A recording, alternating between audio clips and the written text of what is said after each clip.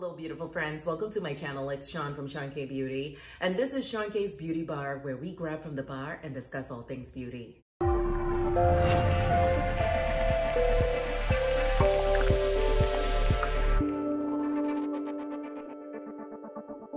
So every Monday, Wednesday, and Friday, if you're new to my channel, my name is Sean. My background is molecular microbiology and biochemistry. I bring science to beauty, and I'm a luxury YouTuber.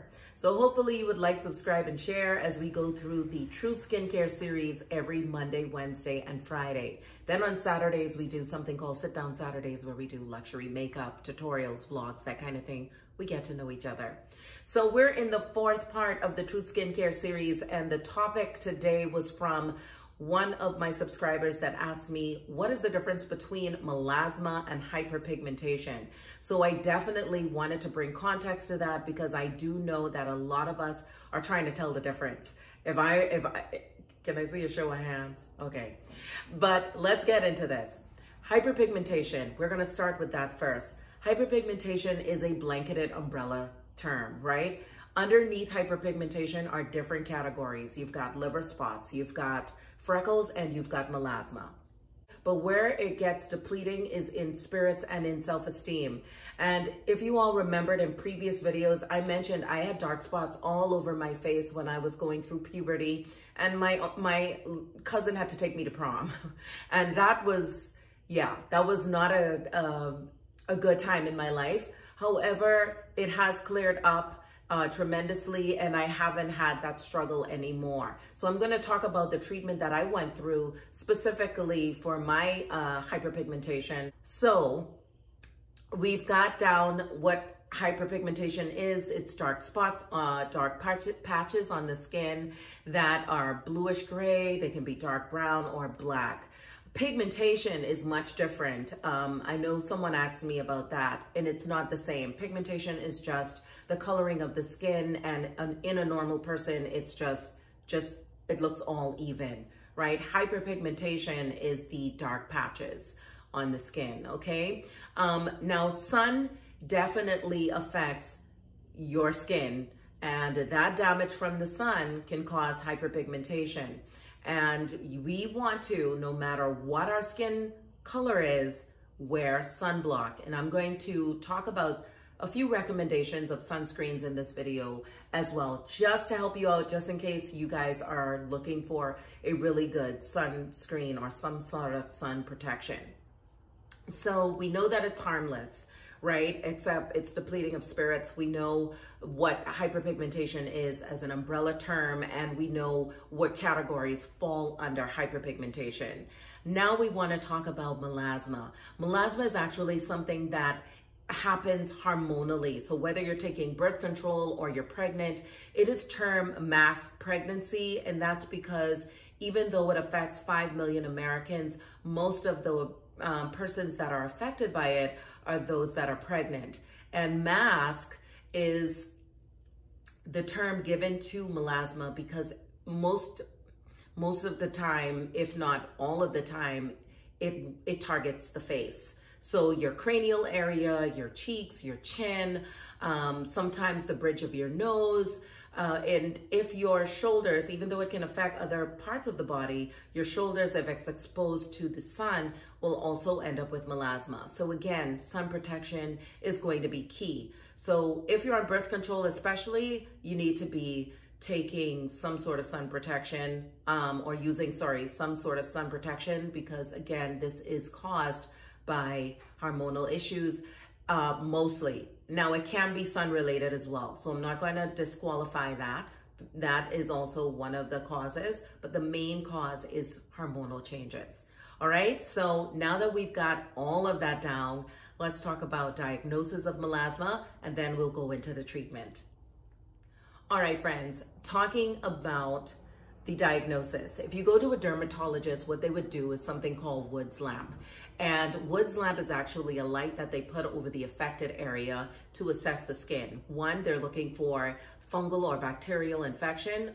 They're also looking at how far that melasma goes into the layers of the skin, because sometimes it's not just on the, outer layer.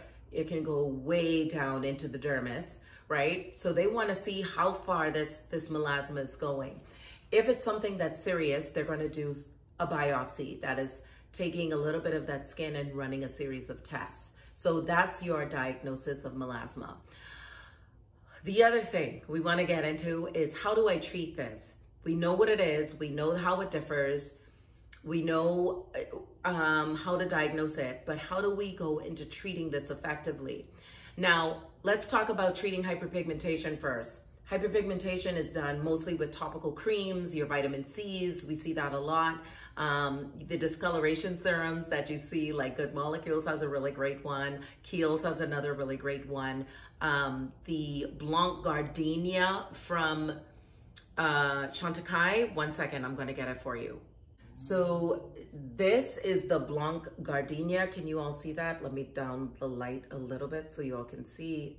So this is from Chantecaille. This is an absolute powerful serum. I've been using it.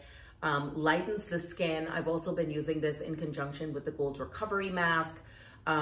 This does also help to reduce acne.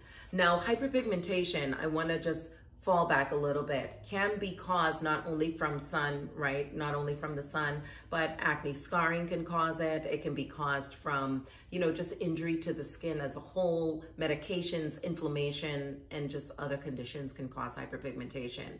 Now, melasma, when we're treating that, because we just talked about also how we treat hyperpigmentation with your, you know, your sunblock, your topical creams, your vitamin C's, your serums, that kind of thing.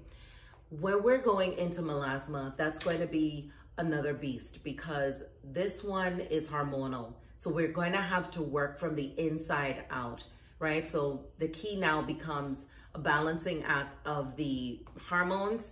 And then what we want to do topically is either a dermatologist will do chemical peels, dermabrasions, microdermabrasions.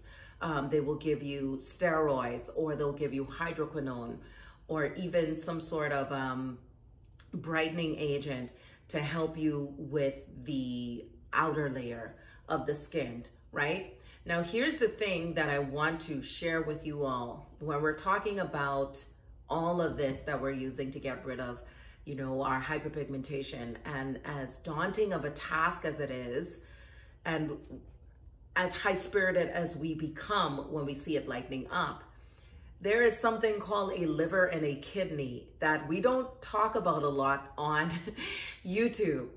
But we're using sunscreens, we're using, you know, hairsprays and makeup and all of these chemicals that are going into the bloodstream. I have to talk about detoxing in this video because that is absolutely important, and I will tell you why. When I was in high school, like I mentioned earlier in the video, I had spots everywhere on my face. My dermatologist had put me on Accutane, which made my skin absolutely beautiful for about, I want to say about 4-5 months I was on it, and then I went back on it. I came off for about a month and I went back on it again. And I will tell you, my OBGYN told me to stop, that took a toll on your liver and your kidneys, something that I was not told. And being young and in high school, we're just really feverishly wanting to get rid of the problem, right? And even now in adulthood, I see a lot of women, you want to get rid of the problem, but getting rid of the problem is not the issue. It is also detoxing that becomes an issue, because a lot of women are not detoxing the body. So whether you do intermittent fasting, whether you do a dry fast, whether you do a detox tea, or you're taking some detox pills, I need you to do some detoxing. So you're using these agents on the skin, your hydroquinones especially, very strong agent, steroids, very strong agents. They're absorbing into the bloodstream. Sunscreens, if you're using a chemical sunscreen, they absorb into the bloodstream as well. You gotta get that kidney and that liver detoxed, all right? So hopefully this is giving you all some insight, some context. Hopefully it wasn't too much information. You all know that I love to give information in nuggets, not long exacerbated videos, because I don't want to lose you anywhere in the video. And if you have any other questions about this, definitely leave it down in the comment section below. The discussion continues. Hopefully to the subscriber, my beautiful subscriber friend that asked me to bring the difference between melasma and hyperpigmentation and how to know the difference. Hopefully this brought some clarity to you, my friend. This week I will be covering a question from World Peace and also from Lorraine. So I'm looking forward to targeting that on Wednesday and Friday. And then on Saturday, Cherise, I've got you with the whole makeup question that she asked me about as well. So yes, enjoy the rest of your day, friends. I'm headed out to work. I love you all so much, and I'll see you in the next one. Ciao for now.